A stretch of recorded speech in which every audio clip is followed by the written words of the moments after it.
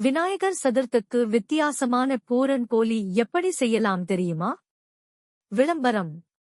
விநாயகர் சதுர்த்தி இந்தாண்டு செப்டம்பர் 2024 7ஆம் தேதி கொண்டாடப்படுகிறது.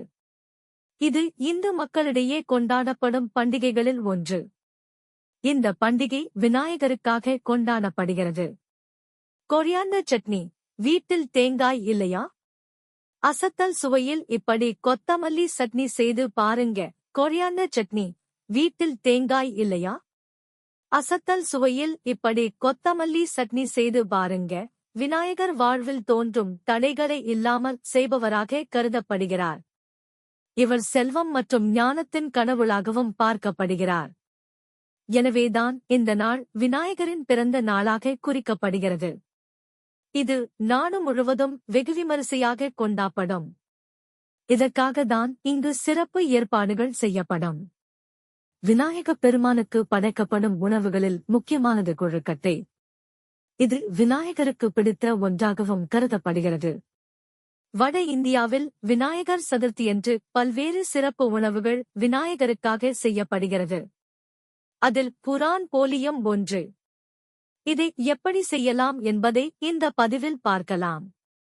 விநாயகர் சதுர்த்திக்கு வித்தியாசமான பூரன் போலி எப்படி செய்யலாம் தெரியுமா?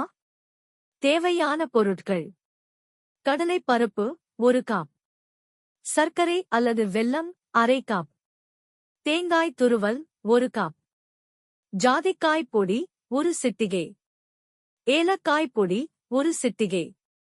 மாவு தயாரிக்க தேவையான பொருட்கள்: மைதா 2 கப், கோதுமை மாவு 2 டேபிள் ஸ்பூன், நெய் தேவையான அளவு, உப்பு தேவையான அளவு, சர்க்கரை 1 ஸ்பூன்.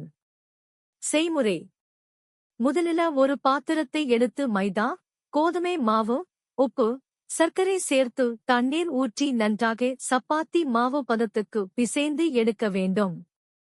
விநாயகர் சதுர்த்திக்கு வித்தியாசமான பூரன் போலி எப்படி செய்யலாம் தெரியுமா? பின்னர் இதை உருண்டை பதத்திற்கு எடுத்து நெய்விட்டு தடவி அரை மணி முதல் 1 மணி நேரம் வரை ஊறவைத்து விட வேண்டும். பின்னர் கடலை பருப்பை அரை மணி நேரம் ஊறவைத்து குக்கரில் சேர்த்து வேக வைத்துக் கொள்ள வேண்டும். இந்த கடலை மசியும் அளவிற்கு வேக விட வேண்டும். இதன் பின்னர் தண்ணீரை வடிகட்டி நன்றாக மசித்துக் கொண்டு அதில் சர்க்கரை அல்லது பொடித்த வெல்லம், தேங்காய் துருவல் சேர்த்து நன்றாக பிசைய வேண்டும். விநாயகர் சதுர்த்திக்கு வித்தியாசமான பூரன் போலி எப்படி செய்யலாம் தெரியுமா? பின்னர் அதில் சிட்டிகை உப்பு, ஏலக்காய் பொடி, ஜாதிக்காய் பொடி சேர்த்து கெட்டியாக உருண்டை பிடிக்கும் அளவுக்கு பிசைந்து கொள்ள வேண்டும்.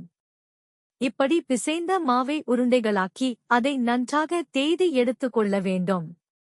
பின்னர் கடலை பருப்பு கலவையை சிறு உருண்டையாக உருட்டி அதன் நடுவில் வைத்து அந்த மாவை மூடி கைகளால் அல்லது சப்பாத்தி கட்டையில் வைத்து பூரணம் வெளியே வந்துவிடாமல் தேய்த்து எடுத்துக்கொள்ள வேண்டும்.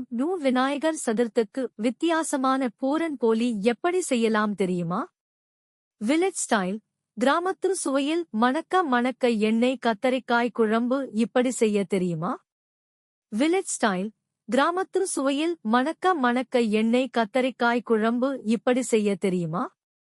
பின்னர் இதை தோசைக்கல்லில் போட்டு நெய் விட்டு இருபுறமும் சுட்டு எடுத்தால் பூரன் போலி தயார். இதை வைத்து விநாயகர் சதுர்த்தியன்று விநாயகருக்கு படைக்கலாம். மகடகளுடன் பகிரலாம்.